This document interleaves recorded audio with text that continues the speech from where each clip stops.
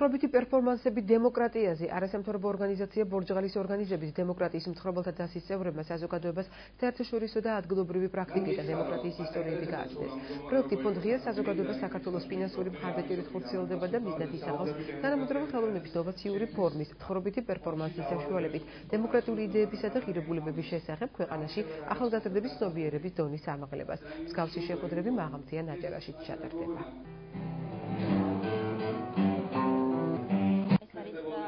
ახალი პროექტი, ახალი წამოწყება, შეიძლება ითქვას ახალი სიტყვა ჩვენ საზოგადოებაში. პროექტის მონაწილეებს ჰქონდა შესაძლებლობა გავხსნებოდი დემოკრატიის შესახებ გარკვეული ისტორიებს და ასევე ვთქვათ მოგვიწოდებინა გარკვეული ისტორიები და პრეზენტაცია მოგვიხდინეს სხვა ადამიანებისთვის.